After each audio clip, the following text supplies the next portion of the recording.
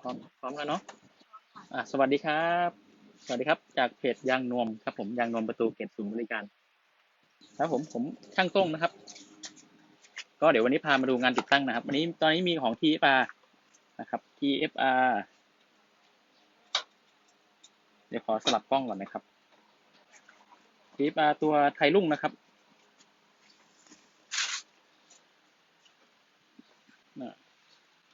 นี่เป็นตัวไทยรุ่งนะครับตัวเดียวกับ TFR นะครับเป็นไทยรุ่งอันนี้ด้านนี้ติดตั้งไปแล้วนะครับติดตั้งแล้วนะครับเนียนเข้าร่องนะครับ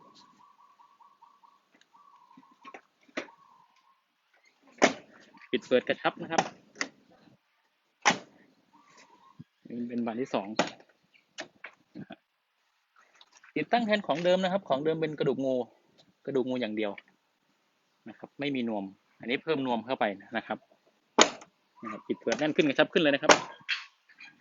อันนี้จะเป็นยางนวมจะเป็นยางกระดูกงูเดิมนะครับจะเป็นของเดิมกระดูกงูนะฮะไม่มีนวม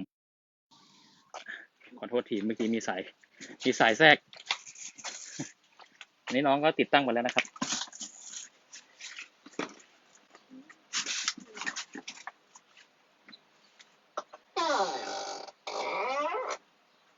อันนี้น้องติดตั้งนะครับติดตั้งตัวยางนวมนะครับแทนยางกระดูกงูเดิมนะครับอันนี้นะครับอันนี้ฝั่งคนขับนี่นะครับนี่เป็นยางกระดูกงูนะฮะกระดูกงูพร้อมนวมนะครับเป็นตัวลดเสียงนะครับปิดเปิดแน่นกระชับนะครับเดี๋ยวจะเทียบยางนวมของเดิมนะครับยางกระดูกงูกับยางนวมนะครับเดี๋ยวให้น้องก็เทียบให้ดูของเดิมนะครับจะเป็นตัวกระดูกงูไม่มีนวมนะครับแบบนี้เลยนะฮะ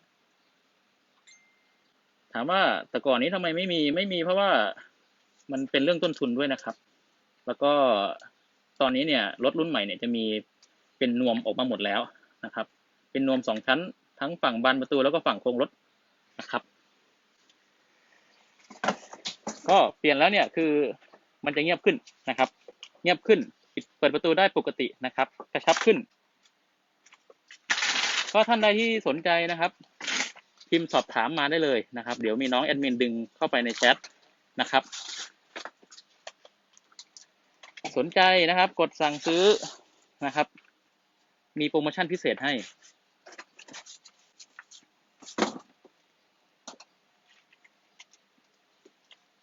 เวลาติดก็ติดไล่เข้าไปนะครับตามปกตินะครับคนดูเท่าไหร่ไปดูก้อนนี้คือไลฟ์ให้ดูนะครับไลฟ์ดูวิธีการติดตั้งว่าวิธีการติดตั้งติดไม่ยากนะครับ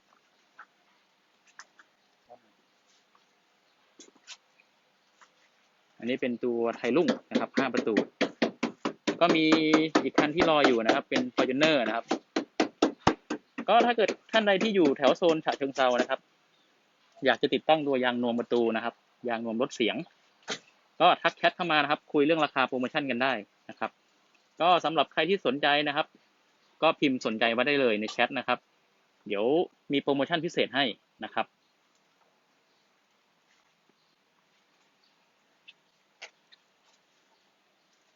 ท่านใดที่แชร์นะฮะกดแชร์1ครั้งนะครับแล้วก็แคปหน้าจอส่งเข้ามาในข้อความได้เลยนะครับมีโปรโมชั่นพิเศษให้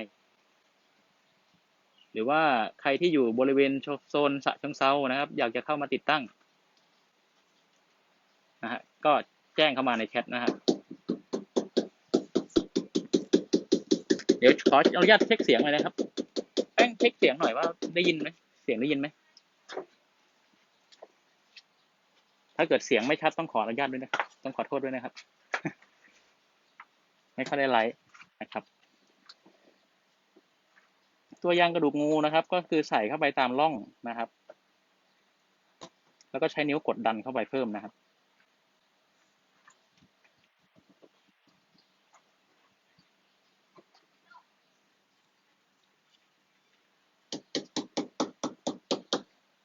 ร้านอยู่ฉะเชิงเทรานะครับ บริเวณโซนฉะเชิงเทราใครที่ว่าแวะเข้ามาก็มาติดตั้งที่ร้านแล้วก็แวะไหว้วัดหลวงพ่อโสธรได้นะครับหลวงพ่อโสธรตัวนี้นะครับสำหรับคนที่เพิ่งเข้ามาก็คือตัวนี้จะเป็นตัว TFR นะครับหรือว่าเป็นตัวไทรุ่งนะครับเป็นไทรุ่ง5 ประตูนะครับของเดิมจะเป็นกระดูกงูอย่างเดียวนะครับไม่มีนวมอันนี้พี่เขามาจากเนี่ยครับใกล้ๆครับละแวกสนามจันทร์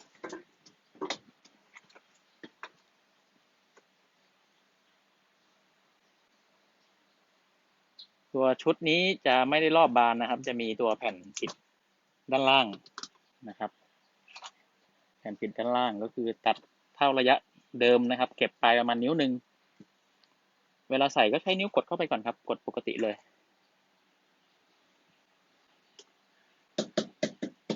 พี่ๆท่านใดที่มีคำถามก็แจ้งไว้ในแชทได้เลยนะครับเดี๋ยวทางผมไล่ตอบให้นะครับ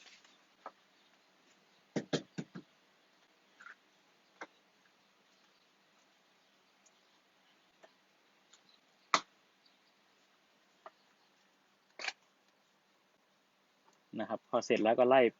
ประกบนะครับปลายนะครับให้ลงล็อกนะครับ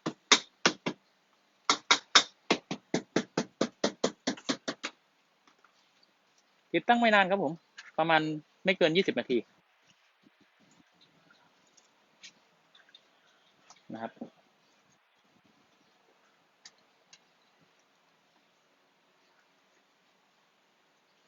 นี่น้องก็ไล่ใช้ผ้าแห้งนะครับเช็ด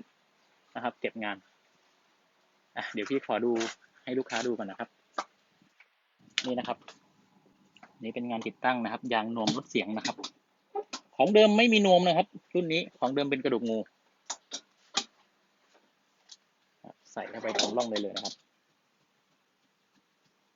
ของเดิมเป็นกระดูกงูนะครับไม่มีนวมเวลาปิดทีก็นะครับตามธรรมชาติเลยนวมไม่มีมันก็จะกระแทกนะฮะดังปักเลยเดี๋ยวจะลองปิดประตูให้ดูนะครับปิดประตูนี่คือกระชับเลยนะครับแน่นกระชับเลยครับเดี๋ยวให้ทางเจ้าของรถมาลองปิดประตูดูนะครับเดี๋ยวเราปิดฝั่งบันนี้อีกทีนึง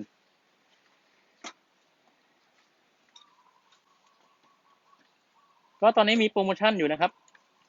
สำหรับลูกค้าท่านใดที่สนใจนะครับแวะเวียนเข้ามาแถวฉะเชิงเทรานะครับอยากให้ติดตั้งให้ก็แจ้งได้เลยมีโปรโมชั่นพิเศษนะครับมีส่วนลดให้ก็มีน้องคอยติดตั้งให้นะครับ2 คนนะครับแต่ปกติส่วนใหญ่แล้วก่อนนี่คือจะเป็นขายออนไลน์นะครับขายส่งออนไลน์เดี๋ยวให้พี่เข้ามาลองปิดประตูดูนะครับเดี๋ยวเชิญพี่ลองปิดประตูดูนะครับนี่พี่เจ้าของรถด้านฝั่งนี้เลยครับพี่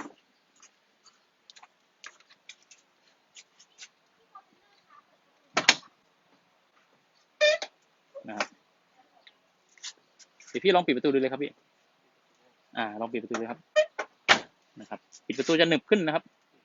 หนึบขึ้นแหนบขึ้นช่วงแรกจะแน่นๆหน่อยนะครับพี่เพราะว่าของเดิมมันจะไม่มีกระดูกงูของใหม่จะเป็นนวมนะครับปิดแล้วคือจะแบบกระชับเลยนะครับแน่นขึ้นทันทีครับพี่ ครับผมตอนแรกมันจะไม่ออกนะพี่เนาะปิดประตูนี่บุบเลยครับปกติจะดังแผะนะพี่เนาะอันนี้คือบุ๊บเลยนะครับโซนฉะเชิงเทรานะครับก็รับติดตั้งนะครับแต่ว่าติดตั้งเฉพาะในร้านนะครับพี่ ร้านอยู่ในหมู่บ้านนะครับอยู่ในหมู่บ้านศิลาลมนี่เองเดี๋ยวคันนี้จะเป็นของ Fortuner นะครับ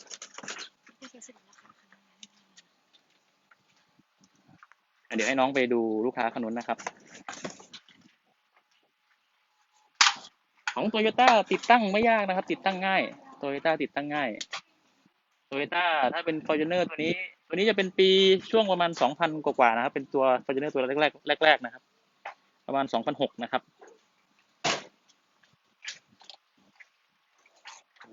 อันนี้เป็นยางเดิมนะครับนี่เป็นยางเดิมของตัว Fortuner นะครับนี่มันจะเป็นตัวไซส์เล็กนะครับทีนี้ปัญหาของตัวไซส์เล็กก็คือเดี๋ยวพูดจับไว้ก่อนนะ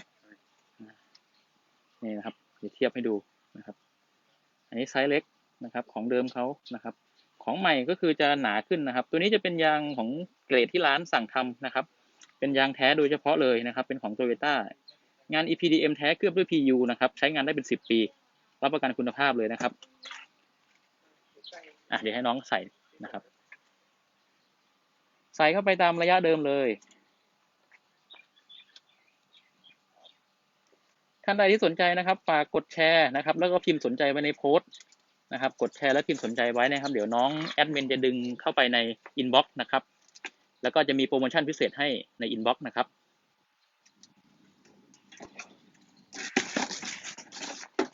ตอนนี้เบื้องต้นเป็นโปรโมชั่นส่งฟรีนะครับเก็บเงินปลายทางท่านใดที่บอกว่าไม่สะดวกมาที่ร้านนะครับก็จะมีจัดส่งให้ไม่มีบวกเพิ่มครับพี่ส่งให้ฟรีเลยนะครับ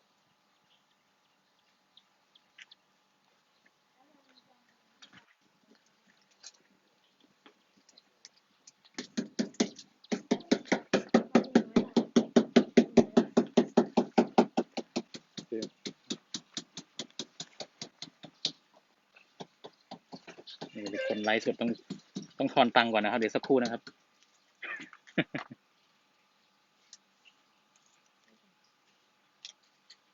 อันนี้ใส่ไปก่อนครับต้องขอโทษนะครับพอดีมือถือกล้องไม่ว่างนะครับทอนตังอยู่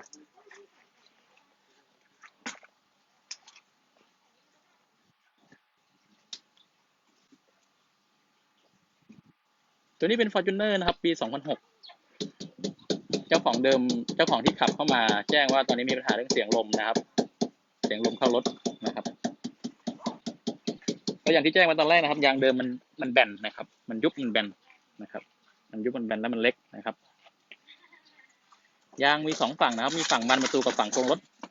ถ้าเป็นฝั่งบานประตูจะอยู่ตรงนี้นะครับอันนี้เป็นยางฝั่งบานประตูตัวนี้กันน้ำกันฝุ่นนะครับส่วนใหญ่ยังไม่ค่อยเสียครับนอกจากจะขาดนะฮะส่วนฝั่งด้านในจะเป็นฝั่งกันเสียงกันลมนะครับ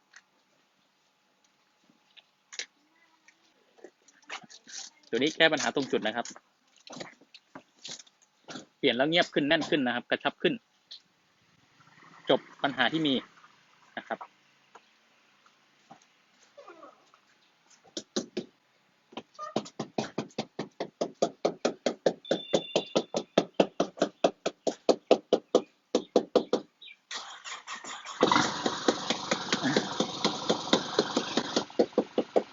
อันนี้พี่เขาติดตั้งเสร็จแล้วนะครับเดี๋ยวโบกให้พี่เขาหน่อยโบกให้พี่เขาหน่อยมุดปิดประตูก่อนครับเดี๋ยวให้พี่เขาออกก่อนอันนี้พี่เขาเสร็จแล้วนะครับนี่เป็นของ Fortuner นะครับเดี๋ยวให้น้องกันถือกล้องให้หน่อย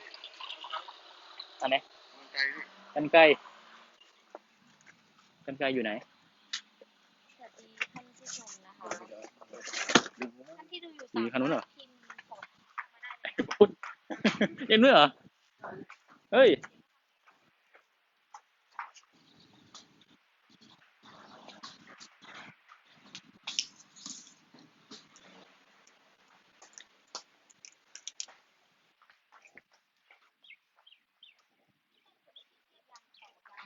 เทียบไปแล้วครับพอดีน้องลืมกันไกลนะครับพี่เยเอากันไกลแป๊บนึงนี่กันไกลวุฒิลืมกันอยู่ไหนเดี๋ยวโทรหาพี่ก่อนเดี๋ยวนะครับก็ขออนุญาตเปิดแมสนะครับพอดีอยู่ด้านนอกพอดีกลัวไม่เห็นก็ผมช่างต้งนะครับก็ท่านใดที่ว่าสนใจนะครับสอบถามมีเบอร์โทรนะครับเบอร์โทรข้างล่างนะครับในโพสต์นะครับหรือว่าในเพจก็มีเบอร์โทรมาสอบถามผมก่อนได้นะครับท่านใดที่บอกว่าไม่มั่นใจว่ามีตัวตนไหมร้านอยู่ฉะเชิงเทรานะครับมีตัวตนนะครับโทรมาคุยกับผมได้นะครับตอนนี้มีโปรนะครับมีโปรพิเศษอย่างที่แจ้งไว้ตอนแรกนะครับมีโปรโมชั่นสำหรับคนที่สนใจแล้วอยากจะให้ติดตั้งอยู่ในโซนฉะเชิงเทราก็มีโปรนะครับหรือว่าท่านที่ว่าอยู่ต่างจังหวัดหรือว่าอยู่ในกรุงเทพนะครับอยากได้ผมมีโปรพิเศษให้สำหรับคนที่ดูไลฟ์นี้นะครับก็คือดูเสร็จแล้วก็แคปหน้าจอนะครับกดแชร์พูดผิดขอโทษกดแชร์แล้วก็แคปหน้าจอมานะครับ1 แชร์แล้วก็ส่งมาในอินบ็อกซ์ เดี๋ยวน้องแอดมินเขาจะดึงเข้าไปนะครับ ตอบพร้อมโปรโมชั่นพิเศษในแชทให้นะครับอันนี้ก็เป็น Fortuner นะครับน้องเขาติดตั้งไปแล้วนะครับ เดี๋ยวให้ถ่ายใกล้ๆหน่อยนะครับตัวนี้เป็น Fortuner ปี 2006 นะครับเป็นตัวปี 2006 นะครับมีปัญหาเรื่องเสียง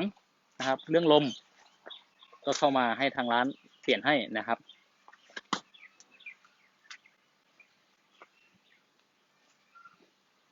นาวาร่าใส่ได้ค่ะใส่ได้นะคะของพี่เป็นนาวาร่ากี่ประตูคะอันนี้ก็คืองานที่เพิ่งเปลี่ยนเสร็จเลยนะคะ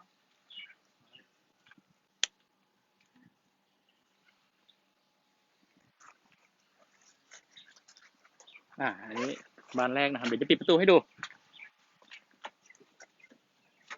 นะครับปกติปิดนี่คือแบบ